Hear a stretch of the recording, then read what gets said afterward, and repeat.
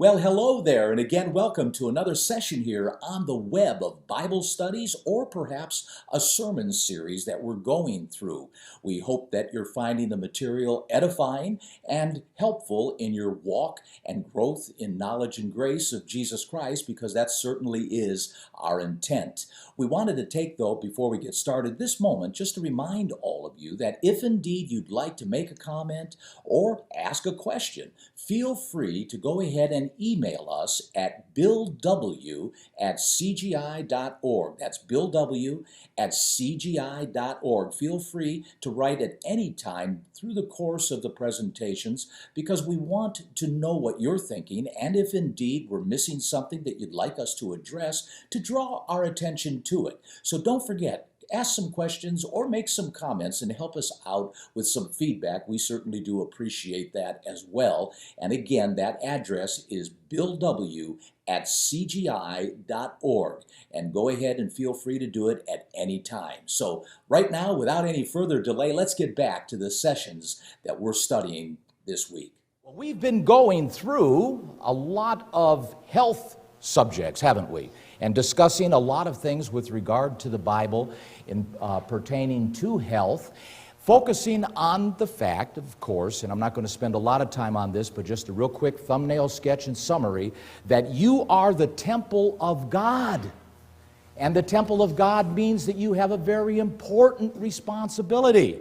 Take care of yourselves.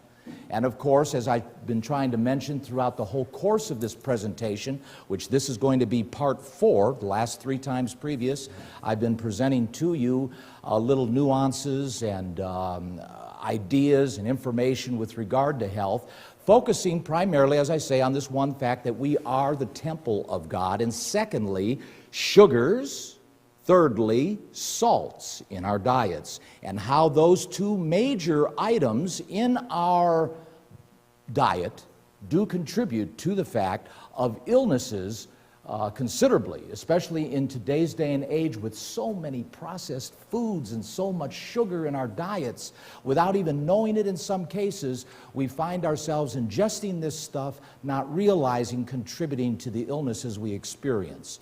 So I don't want to belabor that. I just want to bring your attention back to those items. We had some handouts throughout the course of this. I think we still have some left over, and I have a new handout for today, because today we're going to shift. And now we're going to bookend this, because I hope to conclude this dissertation for the last 4 weeks when we're done with this one on health with this bookend, and that is what and how our emotions, our mental, emotional, and spiritual conditions affect our physical health. It's very important to recognize the connection of that. I know years ago, not that far ago, maybe just a few years ago, I had a big tree in my backyard, real big tree. Looked pretty healthy on the outside, although it was dead, and it was real tall, and frankly, I was looking at it. Margie was concerned a little bit about it too, that if we had a very big storm with a big high wind, that it could, if the wind was blowing in the right direction, actually reach our house and maybe, hit our little portion of our build out in our kitchen. And it was a possibility. So we took it down a couple of years back, only to find that it was definitely near coming down on its own without even a windstorm, because just all kinds of bugs on the inside of this tree had eaten it from the inside. And even though the skin looked good,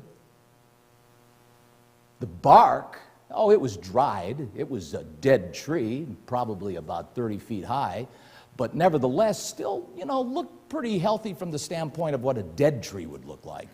I mean, it wasn't rotten on the outside and all that, and, pimpled up and all. But on the inside, it was rotted. It was eaten from the inside out. Dale Carnegie wrote a book some years ago, and he titled it, How to Stop Worrying and Start Living. And in that book, there was a chapter called How to Stop Worrying and Start Living. The chapter was, Don't Let the Beatles Get You Down. Now, we're not talking about John, Paul, and Ringo and those guys, but these were the Beatles, B-E-T-L-E-S,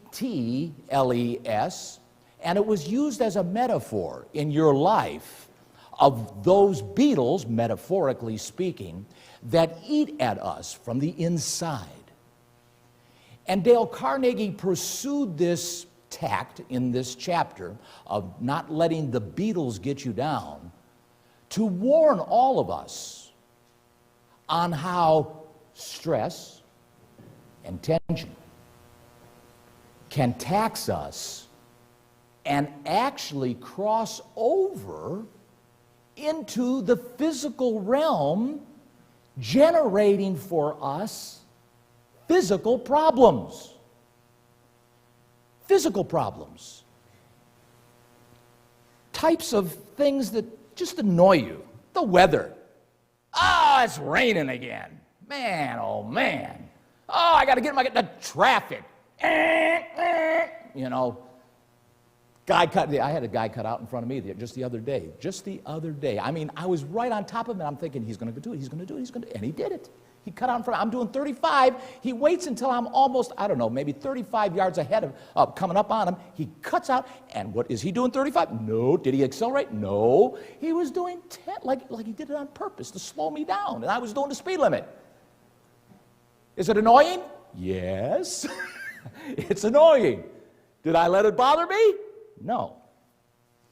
I recognized and replaced. And I resisted as well. But there's all kinds of things. I mean, I've got a list here of demands from our children, our mates, our boss, our friends, clients, attitudes of other people, dealing with the attitudes. I mean, even the packers at the grocery store. You know, people, I've had occasion where I'd say, you know what? If you smile, you might enjoy it a little bit better. Because they just look grumpy. They're there packing things in there, looking, yeah, why are you here? You're buying things from, you're making me work. I used to think, it was nice when I went to work to stay busy because the day went faster. I used to work at a gas station, and I'd sit there back in the days when you had to pump the gas. I had to, not you. I had to, because I was working at the gas station. They paid us to pump gas. So I would sit there back in the 60s and wait for people to pull in. And I can remember how I wish more people would pull in so the day would go faster, because I would just sit on a chair and watch the traffic going by until finally somebody would come in, and then I'd go out and believe it or not, I washed their windows even with a squeegee back in those days. I'm dating myself, but nevertheless, those were things that went on. Tellers at banks, a guy that cut in line, I mentioned this, in considerations. Don't we hate to be disrespected? When in fact, we're doing something that we feel we should be respected for, but somehow we get this feedback, this dynamic from this individual or individuals we're dealing with, that they don't respect us, or we're unappreciated, we're taken for granted. Nothing like feeling like you're taken for granted. At work, the boss tells you to do this, and when you get it all done and you think you did it faster than he anticipated it to be done, and you did it better, he says, good, I got something else for you. My, oh my. Yeah, I love you too, And then you want to confront, don't you? You want to punch the guy right in the nose, or the woman in the nose, or say something. You want to confront, but you're not comfortable. So what do? You bite your tongue, and the beetles start to go to work. The beetles start eating you alive. And the beetles, if you allow them to eat you alive and you give them empowerment by emotional, mental, and spiritual food, it can translate into illness. And this stress begins to convert into sicknesses. Let me define what stress is first. I'm going to define, so that we're all on the same page on what we're talking about, from this website called Mind Tools. That's Mind Tools. It says here, people use the word stress to describe a wide variety of situations, from your cell phone ringing while you're talking on another phone to feelings associated with intense work, overload, or death of a loved one. But perhaps most useful and widely accepted definition of stress, mainly attributed to Richard Lazarus, is this. And this is his definition, this Mr. Richard Lazarus. And it's a very good definition. I think you'll find that it's quite agreeable. He says, stress is a condition, I'm quoting now, or feeling experienced when a person perceives that demands exceed the personal and social resources the individual is able to mobilize. In other words, I'm in over my head. I'm in over my head. What am I going to do? I'm overwhelmed. That's what he's talking about. In less formal terms, we feel stress, I'm back quoting, when we feel that things are out of control. Our ability to cope with the demands upon us is key to our experience of stress. For example, starting a new job might be a wholly exciting experience if everything else in your life is stable and positive. But if you're starting a new job when you have moved into a new house, or your partner is sick, or you're experiencing money problems, you might find the new job another brick into your load, as they would say, and consequently just adds to the stress, the sense of being overwhelmed. So we need to be careful about this. I have brought with me the Holmes, and I think it's Ray Stress Inventory Test, R-A-H-E. These were two scientists that assembled a stress test graph. For instance, death of a spouse merits 100 points in stress. Divorce merits 73 points on the stress level. Marital separation from a mate, not divorce, separation. I'm having a hard time. I think you need to move out. 65 points on the stress graph. We'll go down here, a major change in the number of arguments with your spouse. We're down from 30 to 28. 35 points on the stress chart here. Major changes in working hours or conditions, 20 points. Just to give you an idea here. Taking on a loan for a car, a TV, a freezer, 17 points. This test, by the way, was done over 5,000 people taking this, what you could say, experiment to arrive at these numbers. I've gone ahead and provided copies of this stress test. I'm going to put this up over here. You can take these home for your own evaluation and see where you fall in, because here is how it plays out, and this is also part of the handout. 150 points or less equals a relatively low amount of life change and low susceptibility to stress-induced health problems. No question, stress causes health problems. No question. I could stand up here with a bunch of books and spend the rest of my time quoting all these doctors. I don't need to do that. If you don't believe that, just research it on your own, on the element of stress and tension in one's life and how that stress and tension can affect you physically. Because it does. It does, without a doubt. Every one of us, if we do not handle our stress correctly, can allow stress and tension to shorten our lives, to take years off of our lives. I'm not just saying days. It's bad enough to take some days, but you can take years off your life if you don't learn how to manage your emotions, your mental outlook, and your spirituality. These are the abstracts of life, brethren, that manage our minds, that affect our blood pressure. They affect affect your pituitary glands. They affect your adrenaline levels. How you manage your emotional and mental condition between your ears, this mind, this matter, is so important in managing, because from the top down gets affected depending on what's going on up here. Very, very important to recognize on this, on how we can be taxed in our health. This is key. There's no question about this fact that how we think can and does indeed keep us healthy or makes us sick. It's that simple. Did you ever notice that maybe you catch a cold or the flu, and did you ever connect the dot that maybe a week or so before you were really stressed out?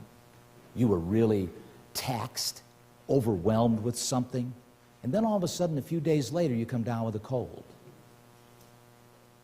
Did you ever get real stressed and you have heart palpitations? Or break out into a cold or hot sweat? Not a cold sweat, but well, I guess you could have a cold sweat too. Because of something happened, something that caused you to get your adrenaline, as they would say, going. Clearly, our resistance to battling sickness and disease can be worn down, Your immune system can be worn down by the level of emotions and tension in your life. And though you will have emotional and you will have stress and different tensions in your life, how you handle, that's the key, how you handle that will determine on the effect it has on you. So it's critical, very critical. There's enough scientific evidence and data, as I said, whereby I don't believe I needed to have a bunch of books up here to prove the connection of these particular dots and how they do indeed cause us to have problems. Whenever you've gotten excited, have you ever sensed a rush of adrenaline? That's a physical effect. That's a physical effect of a mental digestion of something. I used to play baseball, sports. I played football. I played basketball in the 7th grade until everybody got too tall. Then I was too short. But my point is, when game day came, boy, you were hepped up. You were hepped up. Don't you think that the guys that are on the Patriots and the Falcons are all hepped up coming up on tomorrow's game, the Super Bowl? You better believe they are on adrenaline. And it'll take them a while to decompress. It'll take them a while. You go into battle and combat, and you're in a Humvee going down into some road down in Mosul, knocking down doors with a AK-15 or AR-15 on your back and a flak jacket around you.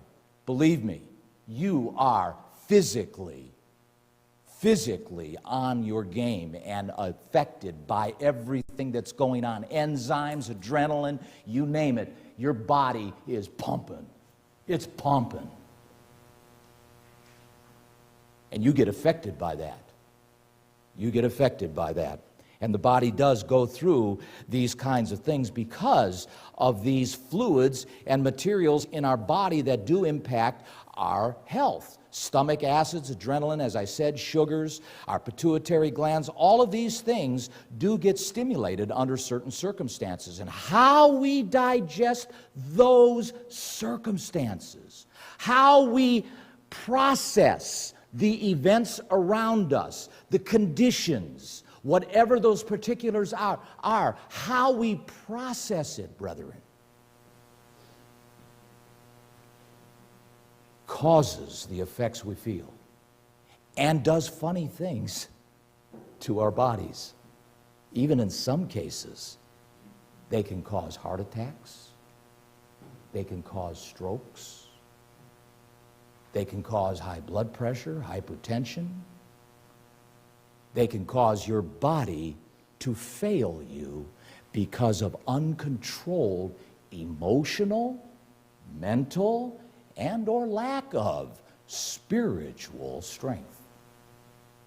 So it's important that we recognize these things, because certainly these things all do have an effect on us in many ways. And if indeed we find ourselves being battered with more negative impacts, a boss that just doesn't seem to get it, friends that we hang out with that are always getting us in trouble, a mate that is constantly putting us under pressure, all these things, if we're constantly being hammered with negative circumstances and conditions we find ourselves surrounded by, we can find our bodies being worn down. And all of a sudden, we're just not physically well anymore. Why? Because we're not mentally and emotionally well anymore. So we need truly to keep ourselves in check and not allow ourselves to find these kinds of things to get away from us, because our minds can make us ill. Our minds not only can make us ill due to their actual effect by allowing them to get out of control, but do you know that you can think yourself sick? There are people that are psychosomatically ill, and they think they're sick when they're not sick. That's how strong the mind is. And to prove that, they have done, and again, I could have all kinds of books up here proving all this, so I'm just going to assume that you know this and that there's no disagreement with this. If there is, certainly do your own research, because I've been researching this for the last week and a half, 2 weeks with regard to this. But there have been tests upon tests upon tests upon tests. They call it placebo tests, where they give you a little sugar cube with nothing in it. And they give it to you because you're sick. And you take it. And in a couple of days you say, "Doc, I feel great." And they didn't give you nothing. They didn't give you anything. It was all in the mind. But it goes to illustrate something. Not so much that you allowed your mind to get away from you. Yeah, it illustrates that. But it illustrates the power of a positive mental attitude as well. Does it not? I mean, if you physically think you have an ache in your bones, and you take a little sugar cube, who you were lied to by the doctor saying there's something in this, when there wasn't, and the ache goes away. You're fully convinced you had an ache, and now you're fully convinced you don't have an ache, because you took this little placebo.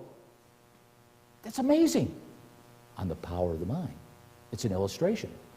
And there's tests after tests after tests that have proven this to be true. So it's very interesting. And it comes to certainly, I think, to validating the statement that many of us have heard over the years for in many instances, and that is mind over matter. Mind over matter. It does indeed exist. You have a lot of power up here, brethren. A lot of power, without a doubt. And there is a lot to be said with a positive mental attitude and having a positive mental attitude toward life. It also is very important that we understand that work and stress is very closely related to aging. To aging. Your appearance, the way you look, as time takes its toll on you. The story of how good or how bad you manage the stress and tension in your life will wear on your face. It will wear on your body. And so it's important, if for no other reason, that in slowing down this appearing aging process, not that you can slow down aging, I mean, we're all physical, we know the flesh wasn't made to last forever, but the reality of it is stress can cause wrinkles, without a doubt. It can cause a lot of things in our appearance that sometimes in the long run, or looking back at things, we wish that perhaps we handled things differently. Stress has been derived from a couple of things. On the negative side, frustration, unsuccessful struggles, loneliness, unfulfilled expectations, in short, disappointments. In short, disappointments. Stresses come from disappointments in life, unfulfilled aspirations, things that you want but unfortunately weren't able to accomplish or achieve. On the other hand, stress can be and come from positive events, fulfilled dreams, successes, certain things that you accomplished in life where you go, yeah! And believe it or not, there's stress. There's stress in winning. There's stress in winning. Donald Trump always talks about, well, you're going to win so much that you're going to get sick of it. Well, guess what? He's right, because you can get sick with good stress also. Believe it or not. Stress is stress. Obviously, positive stress, though, will certainly be far more welcoming in many respects, because that kind of stress is something that doesn't cause one to wear it so badly on one's face. The fact of it is, and this is why young people, for me, I'm retired now in one sense. I mean, I had a career of 33 years in water treatment. I wish somebody would have been able to tell me this when I was 20. And what I'm about to say is really important for young folks, and maybe even those that are still relatively young and getting started in their careers. But it is so important you find something you like doing. Because guess what? Guess what? No matter what you do, there will be stress and there will be tension. So, it makes perfect sense that you do the best you can to steer your life, to prepare yourself for something you like to do. Because if you spend your life doing something that you like to do, you're living a life of leisure, even in the midst of stress. And that kind of stress is easy to manage because you're winning. You're winning. I used to have a saying in my career going through water treatment. I changed companies in my career 4 different times. I think it was 4 different times. Yeah, I think it was 4 different times. Or 5 different times. I worked with Dell 5 different times. About every almost 5 to 6 years, I changed to another company. And that was stressful in some respects.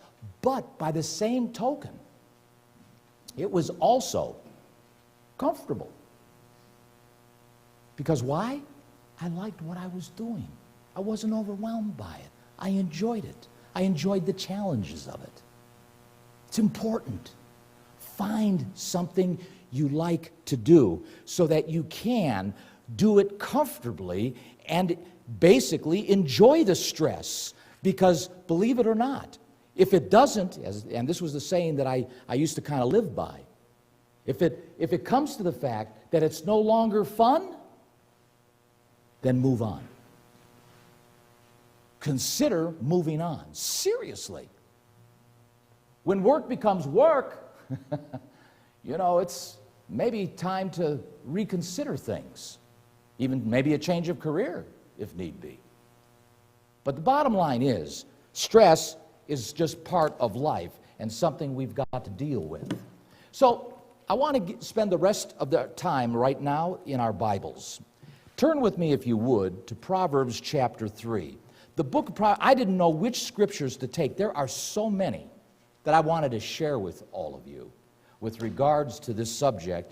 from the book of Proverbs alone, let alone the book of Ecclesiastes, the Songs of Solomon, even in some cases the New Testament. There are just so many rich, deep, psychologically great scriptures that we can learn from in the Bible. The Bible is the best psychology book ever written. But unfortunately, so often we don't take the time to cuddle up with it and get to know it. It has so much to offer. So much to offer. If we would just take some time and listen to what it has to say. Because this is God's Word speaking to you. You know, some of us, I've been doing some programs on the armor of God and so on, and we did a YouTube here regarding Satan, the devil, and so on. And it was basically a presentation talking about how spirit beings over the course of human history of these last 6,000 years or so have been coming and going, visiting mankind in one way, shape, or form or another, visiting with Abraham and having a lunch with him under a tree with two angels and the Lord himself, Moses talking to him face to face and putting him in a little crevice and flying off into the distance while he watched the backside of him disappear, Moses watching the backside of God disappear into another dimension, or Mary being visited by Gabriel and saying, Mary, you've been selected, and her shaking. Literally, the Greek word means she was frightened, she was startled, she was feared. I mean, she was so afraid. And Gabriel said, no, relax, I'm here on good terms. You've been selected, man. God loves you, you know. And so she relaxed. But these were times when angels were visiting mankind, and so often, you know, I don't know about you, but I've thought, man, wouldn't it be cool to have an angel talk to you? Or Jesus coming into your bedroom, sitting in the chair across from your bed and saying, Bill, been wanting to talk to you. You know. Well, guess what? God can talk to you any time of the day. Just pick up your Bibles. Pick up your Bibles. He's speaking. Right here, he's been captured. He's been captured in the Bible. So if you want to know what God is thinking about certain things, get familiar with his thoughts. With his thoughts. These are his thoughts. Old and New Testaments came at different times by different people, spread across many, many years, and contained now into 66 different books. Great stuff. Great stuff. I'm going to turn to Proverbs chapter 3 first here on the list of scriptures that I want to share with all of you. And I'm going to read from this paraphrased book as well as the King James. I think this paraphrased kind of lays it down a little bit easier to understand. It's a little bit more modern language. But I'm going to be reading from this Living Psalms and Proverbs with the major prophets paraphrased. Chapter 3 in the book of Proverbs, verse 7 and 8. Don't be conceited, sure of your own wisdom. Instead, trust and reverence the Lord and turn your back on evil.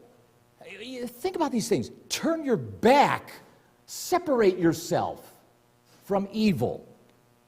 When you do that, then you will be given renewed health. Health means everything.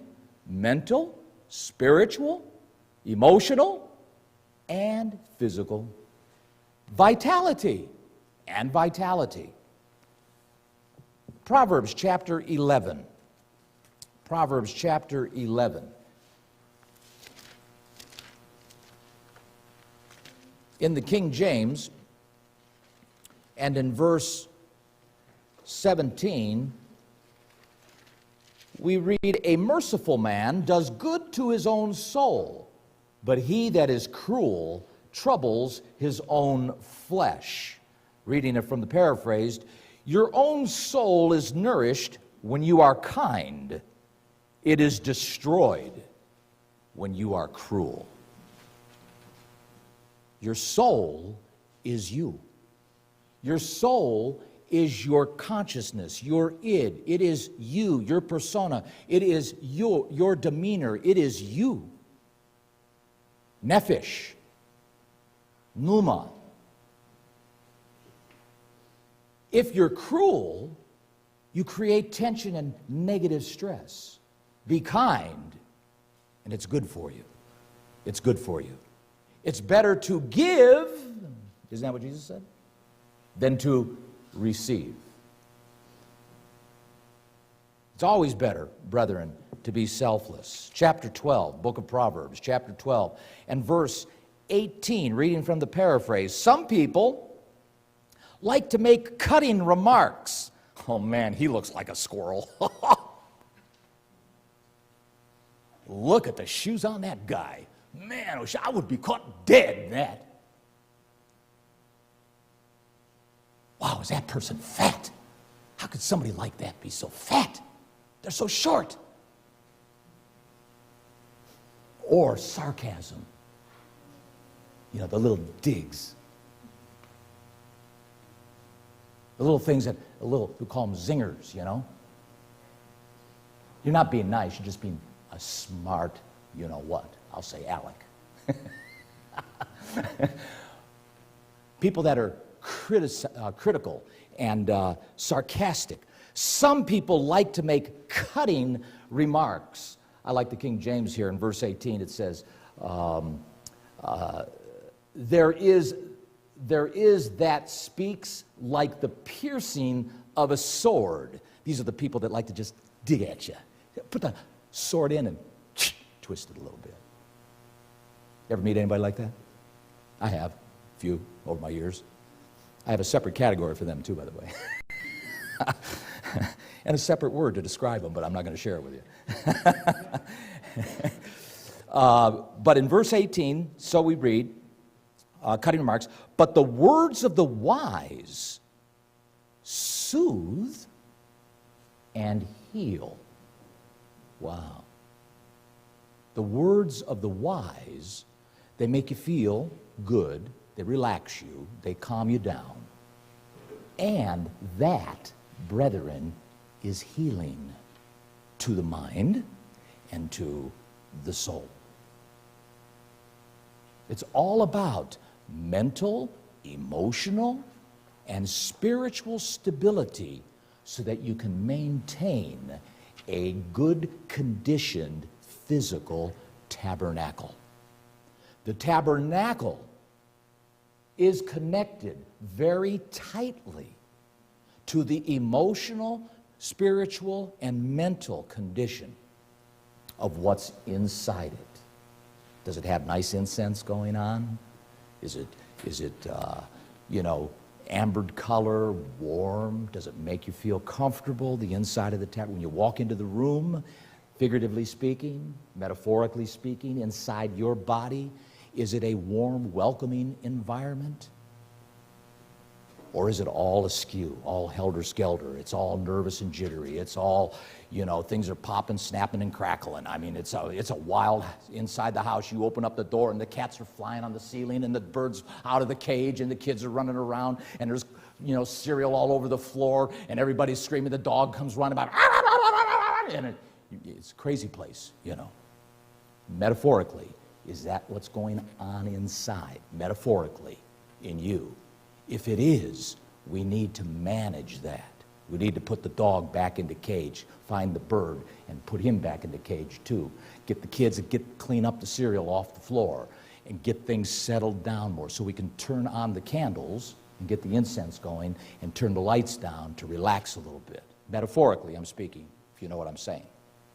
But that's what we've got to do, and that's what God is talking about here in regards to verse 18 in chapter 12. Now, verse 25. In verse 25 it says, heaviness, in the King James, in the heart of man makes it stoop, but a good word makes it glad. And in the paraphrased, anxious hearts are very heavy, but a word of encouragement does wonders. over the years. This is, as I say here, you have Proverbs chapter 12 and in verse 25. Over the years, a person who maybe is heavily burdened over the years, over decades, they tend to walk because they're just stooped. You can see that. You wonder, is it something physical or is it stress over their lives over 10, 20, 30 years? Don't know. I'm not saying always our physical conditions can be due to emotional, mental, and or spiritual disharmony. I'm not saying always, because there are things where we become physically victimized by environment, accidents, all kinds of things we have no control over in some cases when they occur.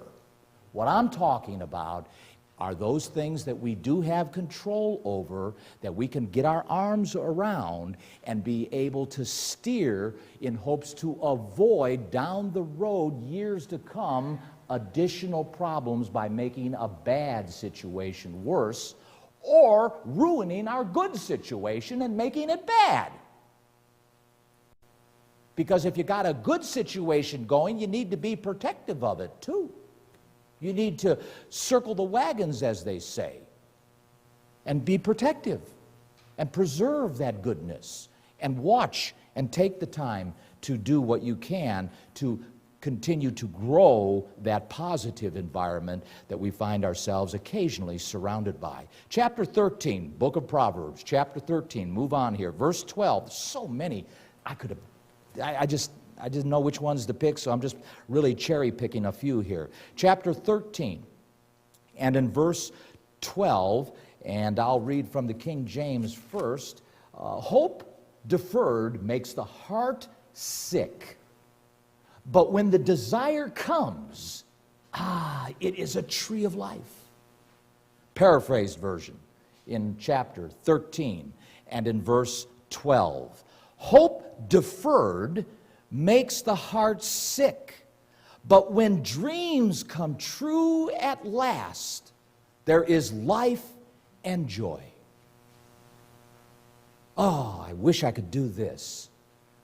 I got to defer it. I'm not going to be able to do it when I wanted to do it. Disappointment. Ugh.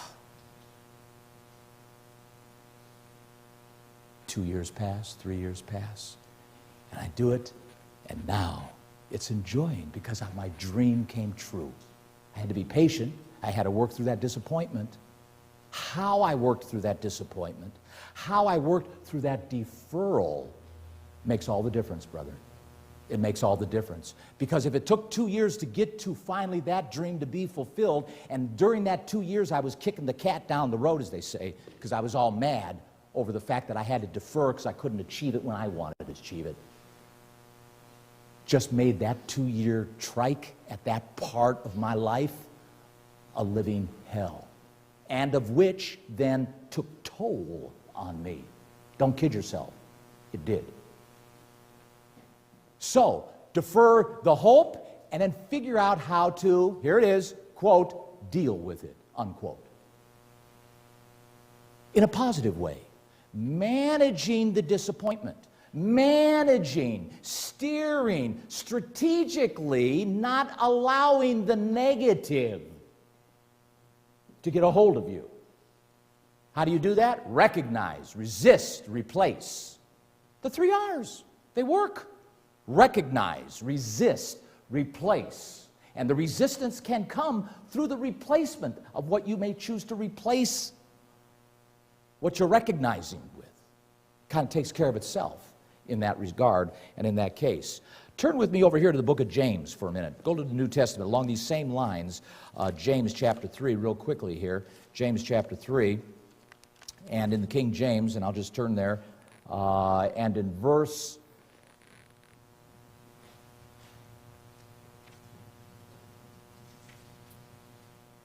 I'll tell you what, let me first, keep your finger in James 3. We're going to go back to that in a moment. But let's go to Proverbs 14 first. I want to set James up with Proverbs 14, verse 30. Proverbs 14, verse 30, out of the King James Version. A sound heart is the life of the flesh, but envy the rottenness of bones. 14 and in verse 30.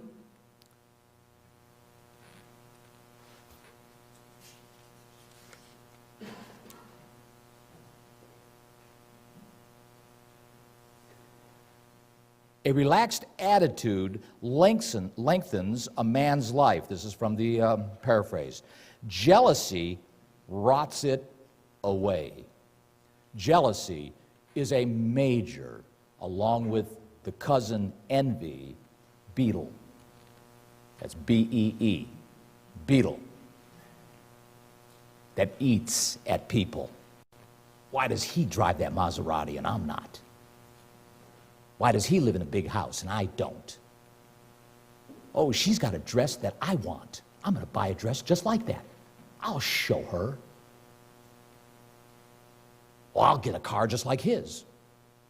Well, I'll make more money than them. You watch. Well, I'm going to go. They went there for vacation. I'm going to go there for vacation. I'll show them that I can do it too. I can match them. And their whole life is spent on copycatting. Whole life is spent on chasing other people's dreams, just to prove that they can do it too, along with you at level, whatever level you may be operating at. James 3, look at this, what he says. What does the Apostle James say in verse 14, chapter 3?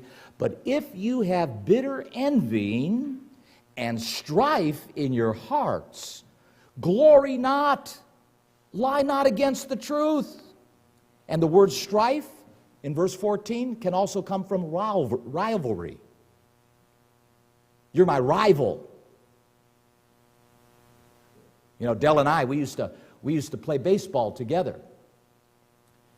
And, you know, maybe there was a little competition. And I always wanted to maybe catch the ball a little bit better than Dell. And Dell probably wanted to catch the ball better than me. And sometimes on a baseball team, that can be good because you make each other better. But if I do it just to match, if I do it to cut his legs out, if I do it to up one over him, that's wrong. To make him look bad, him to make me look bad, that's wrong. We need to be careful about that. James says this very importantly, this wisdom descends not from above. It's earthly, it says here, sensual, but the Greek word is, sadly, can be translated, and probably more appropriately, naturally. Because see, human nature, it's natural to be jealous. It's natural to be envious. Because it becomes natural, it's almost part of our nature to compare ourselves with ourselves. And Paul says when you do that, it's not wise. It's not wise. Don't compare yourself with yourselves. You live your life accordingly, and I'll live mine. Because why? Because God is judging you differently than he does me. I have a different standard with God because I'm me, not you. I can't compare myself with you. You can't compare yourself with me. You're gifted differently than me. And therein lies a lot of the reason why I can't compare myself with you. Keith is a master mechanic. If you put me in the same shop with Keith, and they told me, Bill, fix that semi-tractor, I'd say, Keith, help me! Because I would know nothing about it. I'm not gifted. I'm not gifted in that way. Would it be fair for the boss then to evaluate my merit increase on how I compared my skill with Keith, who's a master mechanic, after 35, 40 years, whatever it was, working on tractors? Of course not. And God is the same way. God is fair. God knows, brethren, what he's doing. And so James, he continues here, for where envying and strife is, there's confusion. Verse 16, it says there's confusion. Tumult is the result, and every evil work. But the wisdom that is from above, this is James 3:17, But the wisdom that is from above is first pure, then peaceable, gentle, easy to be entreated, full of mercy, good fruits, without partiality, without hypocrisy. And the fruit of righteousness is sown in peace of them that make peace. In other words, the peacemakers are the ones, does it not say in Matthew 5 there, the Beatitudes, the attitudes to be, that they will inherit the earth. That's what we're told. Over in chapter 15, moving on, back to Proverbs, chapter 15, and in the book of Proverbs, and in verse 17, chapter 15, and in verse 17 of the book of Proverbs, we read here, better is a dinner of herbs where love is than a stalled ox and hatred therewith. In the paraphrase, and in verse 17, we read, it is better to eat soup with somebody you love than a steak with somebody you hate. Better to eat soup with somebody you love than steak with somebody you hate. Verse 30, same chapter, paraphrased. Pleasant sights and good reports give happiness, and again, pleasant sights and happy reports give happiness and health. Health. It's good to be happy. What's that Jamaican statement? Irie? No problem, man. No problem. Be happy. Irie, be happy. In chapter 16 and in verse 24, chapter 16 and in verse 24, King James says, pleasant words are as a honeycomb, sweet to the soul and health to the bones. Kind words are like honey, enjoyable and healthful, full of health. Kind words are full of health. This book is very, very clear in many of its implications regarding the spirituality, emotional, and mental well-being and our physical condition when you read these things. Ephesians, keep your finger in Proverbs, but I'm going to go to Ephesians 4 for a moment here. And in verse 30, we read this by the Apostle Paul to the church at Ephesus. Grieve not the Holy Spirit of God, whereby you are sealed unto the day of redemption.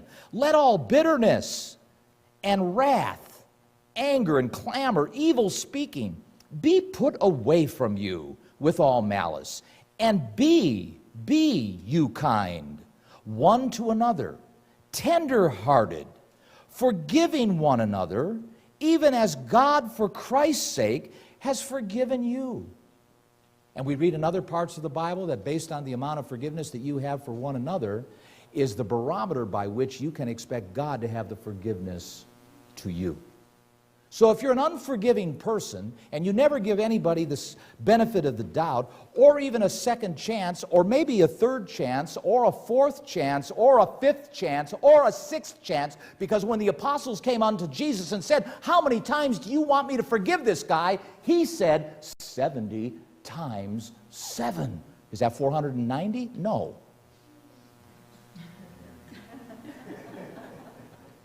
Meaning, there's no limit to the times you need when the times come upon you to forgive your brother or your sister. You must be forgiving. Give them the benefit of the doubt. And oh, that is tough when you're burned once, when you're burned twice, when you're burned 3 times.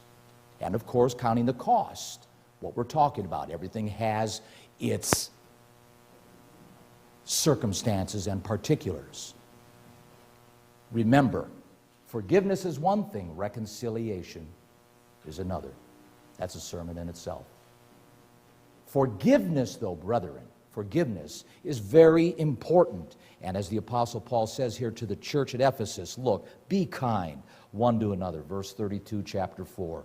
Be tender-hearted, forgiving one another, even as God, for Christ's sake, forgave you. And in the overall scheme of Christian walk, certainly that is very good advice. Proverbs chapter 17, go back to Proverbs chapter 17, verse 1.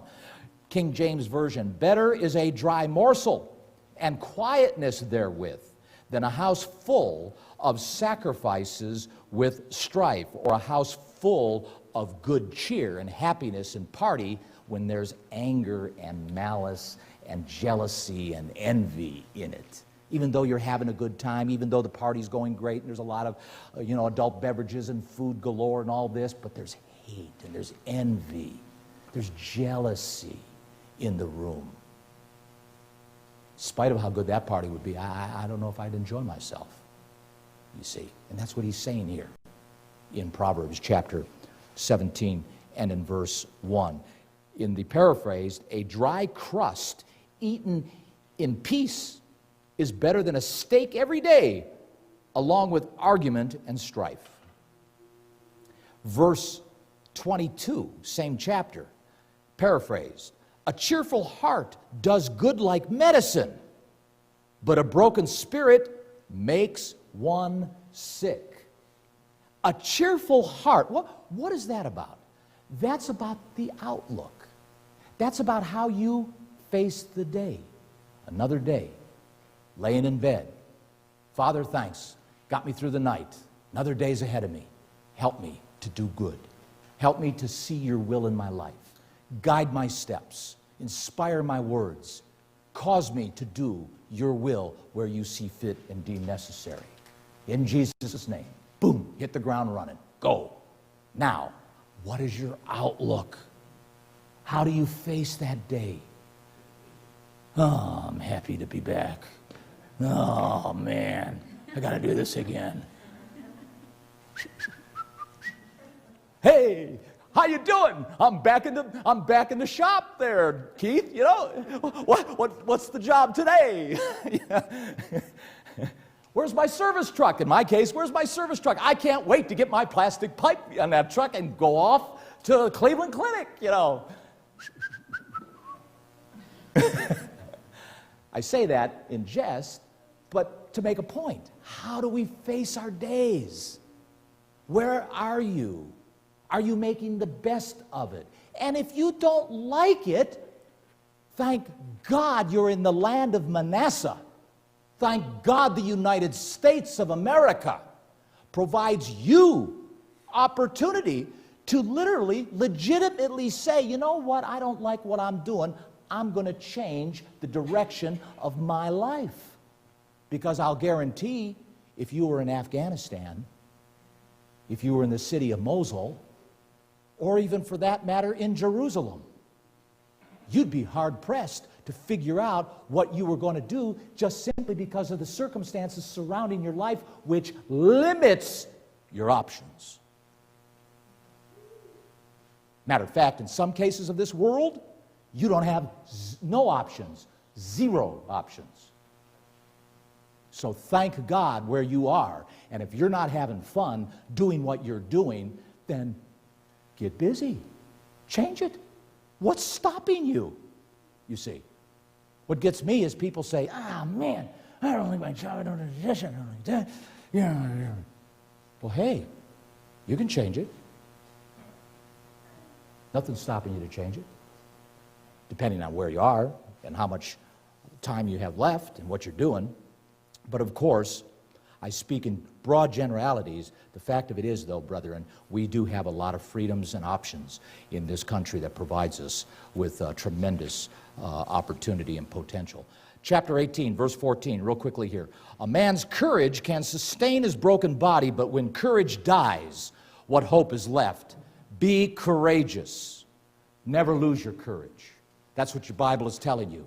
Always maintain your hope and be courageous. Fearless. Did you ever see the hats with fearless on it? It says being fearless. You be fearless. That's important as you approach your life in doing the things that you intend to try to accomplish. It's very, very important in many respects, especially to success as well. Chapter 21. Over here in chapter 21 and in verse 19, paraphrased version. I'll just cut to the chase here. Better to live in the desert than with a quarrelsome, complaining woman. But the shoe can go on the other foot too, and you can put a man in there as well, ladies. So the fact of it is, the point here, well taken, better to live in the desert than with a quarrelsome, complaining mate, is essentially what the point is. And that's important for, I think, all of us to understand. Verse 23 of the same chapter, keep your mouth closed and you'll stay out of trouble. That makes sense. Sometimes we open our mouths too quick. Sometimes we think we know something we don't. And unfortunately find ourselves getting caught in traps that we ourselves generate on ourselves.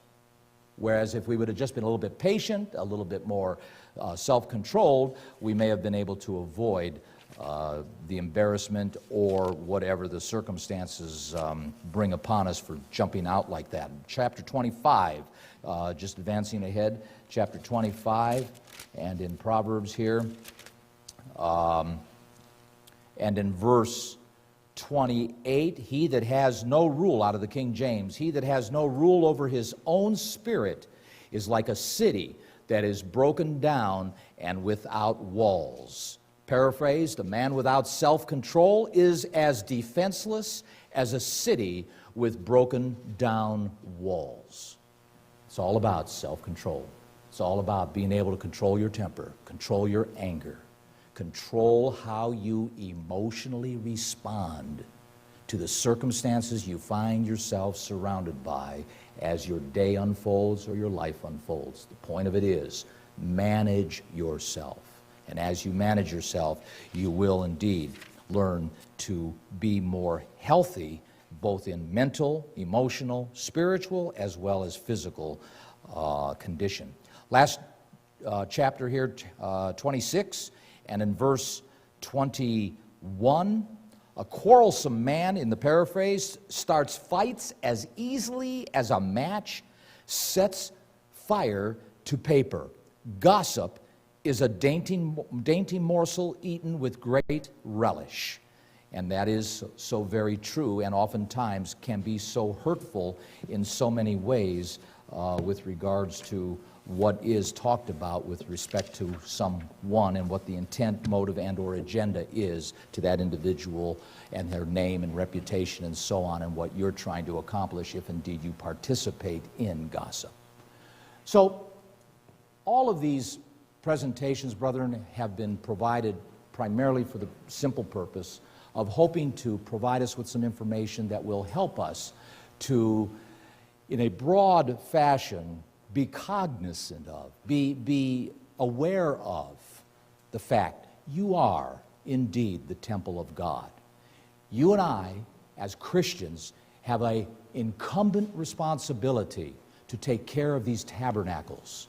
The Feast of Tabernacles is all about driving home the point that we are living temporarily in a physical tabernacle, and of which, therefore, thereby provides us with, at least it should, the awareness of the fact you are accountable on how you take care of it, where you expose it, what you expose it to, what you ingest, be it physically and or through your eyes, your five senses, by reading, seeing, whatever it may be. We are the temple of God. So therefore, be aware of how you take care of yourself. And in this society that we're living in, the society of microwaves and processed foods, be cognizant of your amount of sugar that you take in. I showed you that 10-pound bag of sugar I brought in a couple of weeks back. And the fact that the average American eats 17 of those 10-pound bags of sugar a year. And in some cases, not because they're taking the sugar bowl and pouring it down their throat, but they don't even know, but they're eating it in pot pies, they're eating it in TV dinners, they're eating it in certain cakes and fruits and donuts and what have you, and Cokes and 7-Ups and all those things that go along with it that we're even unaware of. Even fruit juices that you might be drinking. So the point of it is, be cognizant of the amounts of sugar you're taking in. Salt as well. Remember, I mentioned how I don't drink tap water. Well, I don't drink processed salt or eat processed salt either. Get natural salt. Get some kind of sea salt. Get some kind of salt that is not processed or refined. Remember I mentioned, beware of that little lady with the umbrella on the blue box. Stay away from her. Don't let her disarm you. Don't buy that stuff. As a matter of fact, stay away, as you should stay away from tap water. Anything that's got chlorine in it, do not ingest it in your bodies. At least go to Home Depot and get a carbon filter and get that chlorine out of the water. At least do that for yourself. That would be a big step. Do not drink chlorinated water. And then, of course, as we've been going through here today, the fact that all of us need to be well aware of how we manage our emotions, how we manage our thoughts, how we manage and secure ourselves in our spirituality. Those dots, brethren, what goes on up here definitely connects what goes on in here and throughout our bodies. Don't doubt it for a minute. There's too much scientific evidence now available for all of us to review that assures us the fact that managing our emotional state, managing our stress in our lives, managing the tension that we experience, managing the mentality that we have, our outlooks and how we digest information, all has an effect on how we operate inside. Pituitary glands included, adrenaline glands included, kidneys included, blood pressure included, all of these things. Insomnia, can't sleep. Why? Too worried, too stressed, lose sleep, immune system goes down, you get weaker, you need sleep, and guess what? You get sick. Let that go on for years upon years and months upon months, and guess what? You get sicker. And or at some point contract a disease. Take care of the temple of God, which you are.